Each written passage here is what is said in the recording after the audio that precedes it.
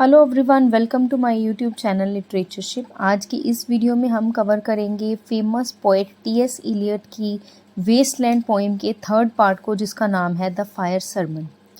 Fire Sermon जो है, it is the third and the most longest section of the poem. इस Waste Land poem का ये third part है and the most longest section है which contains 139 lines. Waste Land poem का ये third और लॉन्गेस्ट सेक्शन है। Its title has been taken from Gautam Buddha scriptures, और स्क्रिप्चर्स की जगह हम सरमन लिखेंगे यहाँ पे। गौतम बुद्ध के सरमन से इस वर्क का जो है टाइटल जो है हमें लिया गया है। As the title is taken from a sermon given by Gautam Buddha in which he encourages his followers to give up earthly passions which are symbolized by fire and seek freedom from earthly passions। इस title के according जो गौतम बुद्ध हैं वो अपने followers को encourage करते हैं कि उन्हें जो है अर्थली पैशंस को जो है छोड़ देना चाहिए एंड सीक फ्रीडम, और इन्हें सभी फॉलोअर्स को अर्थली पैशंस को छोड़कर जो है मुक्ति जो है प्राप्त कर लेनी चाहिए। The essence of this section is that lust burns up life. इस सेक्शन का जो एसेंस है, जो निचोड़ है, वो ये है कि जो वासना होती है वो हमारी लाइफ को, हमारी ज़िंदगी को जो है बर्न अप कर देती है, जला देती है।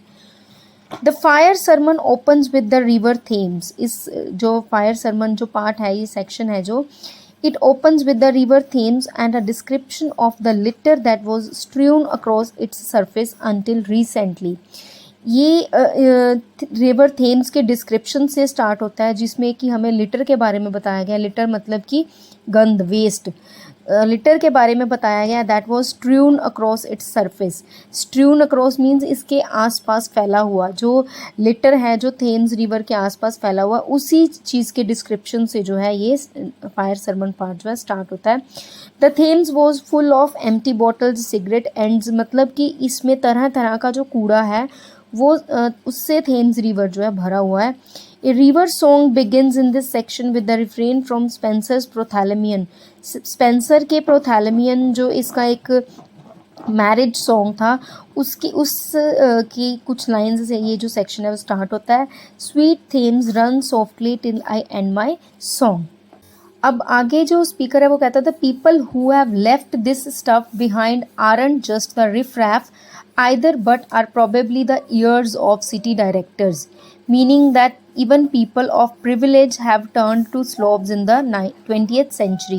कहते कि the people who have left this stuff, कि वो लोग जिन्होंने ये स्टफ़, ये जो वेस्ट है रिवर थेम्स के बीच में फेंका है या उसके आसपास फेंका है, फैलाया है, वो रिफ रैफ नहीं है। रिफ रैफ होता है कि डिस्ट्रीब्यूटेबल पीपल, ठीक है, वो कोई डिस्ट्रीब्यूटेबल लोग नहीं है, but are probably the heirs of city directors. City directors means कि रिच पीपल की बात की गई।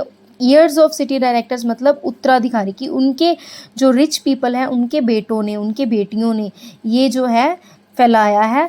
Meaning that even people of privilege, की जो लोग प्रिविलेज, पीपल ऑफ प्रिविलेज से मतलब है हमारा कि rich people, people of privilege जो है वो भी they have turn to slobs. Slobs means मूर्ख, कि वो भी 20th सेंचुरी में जो है मूर्ख बन गए हैं और वो ऐसी हरकतें जो हैं कर रहे हैं। And along with the litter replacing the scenic river bank, the nymphs have been replaced by these city directors. कि इस लाइन से वो पास्ट एंशियंट रिवर थेम्स की बात कर रहा है, उसके साथ ये कंपेयर कर रहा है कि अभी जो सीनिक रिवर बैंक है, जो रिवर बैंक पे जो सीन है, वहाँ पर अब निम्स नहीं है, क्योंकि वो इस चीज़ से हमें बता रहा है कि पहले के टाइम में रिवर थेम्स के ऊपर निम्स हुआ करती थी, आसपास उसके निम्स हुआ करती थी, यानी कि अप्सराएं हुआ करती थी। बट अब इन अप्सराओं की जगह हमें कौन देखने को मिलता है? City directors, who sound way less awesome seeing as how they make the river all polluted and gross। तो वो लोग क्या कर रहे हैं यहाँ पर? इस रिवर को पोल्यूट कर रहे हैं। Here pollution in the river symbolizes spiritual degeneration। यहाँ पर रिवर के पोल्यूशन को सिम्बोलाइज किया गया है स्पिरिचुअल डिजनरेशन के द्वारा, कि जो लोग हैं वो बिल्कुल ही स्पिरिचुअली डिजनरेट हो चुके हैं, वो आध्यात्मिक तौर पर बिल्कुल ही जो है ख़त्म हो चुके हैं। बट डीजनरेट मॉडर्न्स, जो डीजनरेट मॉडर्न्स हैं, मॉडर्न सोसाइटी के जो लोग लोग हैं वो डीजनरेट हो चुके हैं, वो नष्ट धर्मी हो चुके हैं। Do not realise this, they defile the river. वो इस चीज़ को बिल्कुल भी रियलाइज़ नहीं कर रहे हैं कि they are defiling the river. Defiling means कि इस नदी को वो अपवित्र कर रहे हैं, उनको इस चीज़ की कोई भी रियलाइजेशन जो है नहीं हो रही है।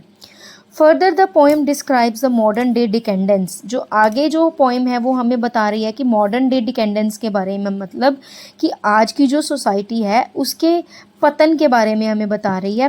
Where sex is sold cheap and is longer viewed as a spiritual union sealing the holy rite of marriage, is juxtaposed with a repeated line from Elizabethan poet Edmund Spenser's Prothalamion, a poem written to celebrate the double marriage of two noble women।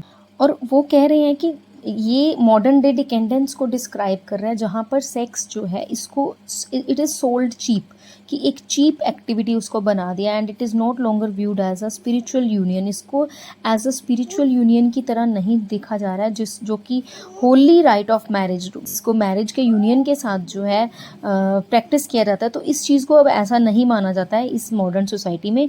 वो juxtapose कर रहा है, वो compare कर रहा है कि इस एक repeated line Elizabethan poet Edmund Spenser की प्रोथैलेमियन की एक रिपीटेड लाइन के साथ। और वहाँ जहाँ पर ये जो प्रोथैलेमियन है ये क्यों लिखा जाता है, it's a poem written to celebrate the double marriage of two noble women. Two noble women की मैरिज को सेलिब्रेट करने के लिए जो है लिखा जाता है।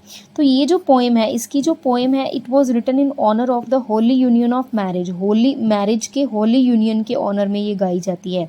लेकिन अब इस होली यूनियन को जो है it is sold cheap in the market. The only unions going on near the Thames in Eliot's own time are those between the nymphs and the heirs of city directors. Next, there is a scene of a typist and a clerk. अब next जो है typist और एक clerk का scene होता है, in which a lonely typist comes home and sets her room in order. जिसमें एक लोनली टाइपिस्ट जो है घर आती है और अपने रूम को ऑर्डर में सेट करती है। स्मॉल अनअट्रैक्टिव क्लर्क जो है arrives and forces himself on her without emotion, उसको फोर्स करता है। The act is mechanical, loveless and joyless. यहाँ पे इस एक्ट की बात हो रही है which was mechanical, loveless and joyless होता है ये।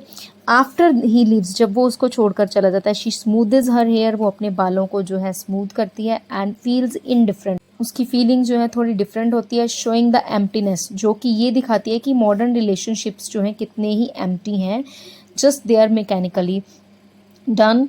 Elliot compares this burning desire. Eliot जो है इस बर्निंग डिज़ायर को कंपेयर करते हैं to the Buddha's fire sermon which teaches that desire causes suffering, जो हमें ये सिखाते हैं कि डिज़ायर जो है it causes suffering. So Eliot also refer to Saint Augustine. Saint Augustine की भी बात करते हैं जो प्रे करते हैं कि फ्रीडम जो है हमें लस्ट से जो है फ्रीडम मिले, हमें वासना से जो है फ्रीडम मिले। He suggests that people need spiritual purification. वो हमें सजेस्ट करते हैं कि जो लोग हैं इनको स्पिरिचुअली जो है प्योरिफिकेशन मिले टू एस्केप दिस एम्प्टीनेस। इस एम्प्टीनेस को ख़त्म करने के लिए स्पिरिचुअली उनका प्योरीफाई होना बहुत ज़रूरी है। So this is all about the third part, Fire by Sermon. I hope you like it. If so, please do like, share and subscribe my channel for such videos. Thank you for watching it.